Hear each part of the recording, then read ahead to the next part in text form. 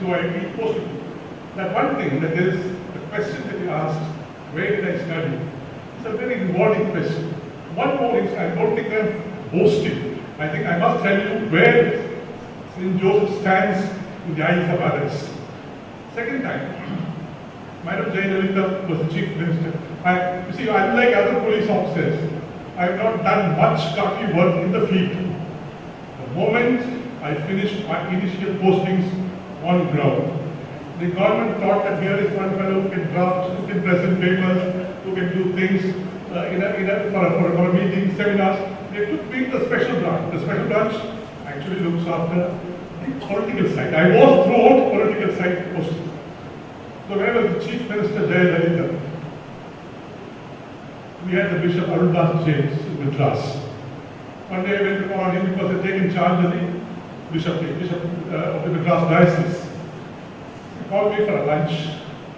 We had a lunch. In the course of the lunch he mentioned, oh, I've sent a letter to the Chief Minister.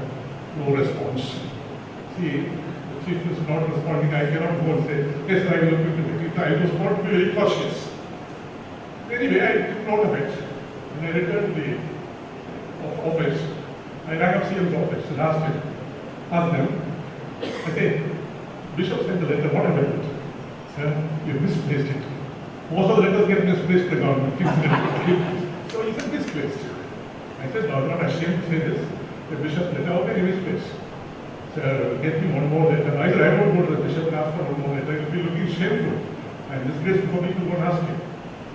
He said, sir, you play a mind with you. So I called the secretary. Oh, Father, you come with your letter here. Come with your seal, that Bishop's seal. I will type out the letter here. You sign on behalf of the Bishop. I will buy a bouquet. You go and hand it over. Because those fellows have gotten lost. They were scared that I might inform this to the Chief Minister. So they immediately grabbed it. It was on November 29th of that year. Bishop immediately gave an appointment for her on December 6th. Bishop stitched a new cassock and had a piping, well-laid crimson piping, nice shoes, all new.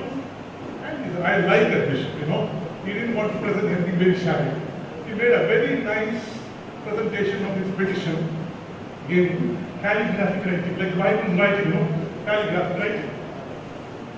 And had done up the binding by giving some sister with a golden binding with frills and all. If anybody sees the petition, whether she reads the petition or not, she would like to keep the petition at least. So she wrote that thing. But before the Bishop has come to the place, I wanted to check up what he's going to represent and ask. So I went to him and asked him, Father, what are you going to speak? I'm going to ask three things. He said, one is equality for the scheduled caste, scheduled tribe Christians. Two, students, the teachers' postings. Third, we can import a tax from the empty lands in institutions. This is to be waived off. So I want to note to the Chief Minister, these are the things which Bishop would like you to raise. So you'll be ready with it. She called for a meeting at 9 o'clock yesterday. So what shall we do? First thing, we can't do anything because it's pending in the High Court, Supreme Court. The second thing, Father is asking for 1,500. We can give about 750 halfway through. The third thing when I said, who passed the ridiculous order? Which she asked, this land, empty land is being taxed. I said, only our government. No. She waited. When the Bishop came, they were discussing these three things. She must hold these things. When she had finished, she came out. Bishop was standing in one corner. The Chief Minister was standing on the other side. He said, Alex, Bishop gave this the representation. You please follow it out. I said, okay. And Bishop, as usual, all of you say, I'll pray for you. She said this. He said this to the madam. Madam took it very seriously. He said, when will you pray for me? So Bishop was taken aback once, 1 minute. And then he said, on Christmas Day, he said, I got sunk because on Christmas Day, lady comes, who will you send out of the church? Who will you keep inside the church? That was my dilemma. He understood. We won't come for the midnight mass, Mr. Alexander. We'll come on 25th at about 11 o'clock. So time was fixed. 11 o'clock, she came and she addressed the gallery. I was so happy. She mentioned that I have, among my good officers, we have Alexander, the boy of the Jesuit training, he with me. He mentioned this. I felt before God's presence, a temporal leader, although a prime chief minister of a country is praising an ordinary officer. That I consider a big reward. And that could not have come but for the honesty, simplicity, loyalty, and sincerity given in this college. If it had not been there, I don't think any of us are there. She won't say that. Definitely she won't say no. So that reward in front of our Lord, I consider as a great thing, and I feel it is because of St. Joseph's College. The third thing is the reward that you have given today. I don't know whether all of you read. My reward stands a little different from the reward that is given to others in writing. It says, in appreciation of the meritorious work in the police. I have got 2 medals. I have got so many rewards by way of training, etc., in Europe, etc. But I consider the mother calling the son and appreciating his meritorious service are the greatest reward that I could have had. So I feel very, very honored and I feel very happy. Of the 3 awards that I could mention, this I would consider the best award that I have gotten. Now, I always felt in the college, in the school, in the police job, the way we present, the ordered thinking we present in any matter, projecting any view before the officers will be pretty confusing issues. I have seen it. If there's any issue, each one will say something or other by which the political leader will get completely confused. But not when a St. Joseph's trained boy presents his paper, because he has been drilled in this composition, introduction, 1, 2, 3, 4, 5, body, then conclusion. His essay on any issue, say Hoginagar issue, he will write where Hoginagar is there, where it starts, what are the problems, 1, 2, 3, 4, where does it end, and what are the conclusions. This happened. Once on a Hoginagar and Karnataka, we have some problem. Okay? There is a big meeting going on. She asked the chief secretary, what's the meeting? So the fellow brought a map, put it up, and one officer said, Madam, we can conduct a survey between to whom it belongs.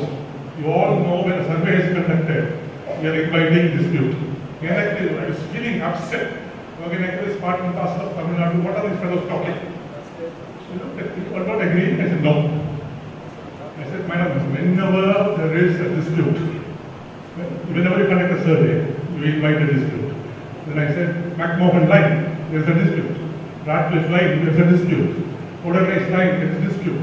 But this I was saying offhand, all training here, that is your geography, your philosophy, your geology, all these things was coming to my help at that time. I said, what do you want to say?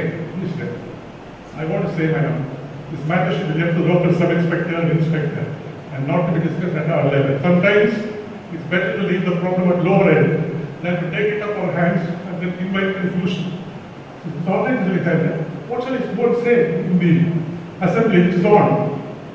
I told her, the government is equal to the matter, and it will look after the interest of Tamil Nadu. That's all you have to say, Madam. Yes, write down that, that's all. Now, this pickiness, this ability to concise these things comes out of only the pre-writing classes given in St. Joseph's. Nowhere else you will find any student. The 1/3 prescription as a St. Joseph's, I don't know whether composition classes are going on now, but this is how we were trained. And then the discipline, getting up, even now, 4:45, beyond 4:45, I am not able to sleep. That is the 4:45 bell on the body still rings in my ears. Discipline. And then, lots of things have gone into the construction of the psyche, of the physique, and the mental capability of a who comes out of St. Joseph's College. Father took me around the college today. I was impressed by its tremendous growth. It's not ordinary growth. The library, very, very impressive. And all around, he took me around and I had a good look at it. It's not to say that I don't come to the college. Whenever I come to Trichy, I stealthily go around, look at my room in St. Joseph's College hostel number 2, go and have a look, stand before the room for some time, show my children, this is the place where I was sitting in my first UC, second UC, third UC, I say that to them. But I'm really impressed with the development. College is growing by leaps and bounds, and it's retaining its old charm. I wish the college flourished further. I have not been associated with the Energy Association so far, so many days. The reason being my overwork, and nobody had contacted me. That is also they thought he's too busy with matters of government state, and he may not have any time. I was so happy that I was called, and I really feel very joyous to be here. Thank you very much.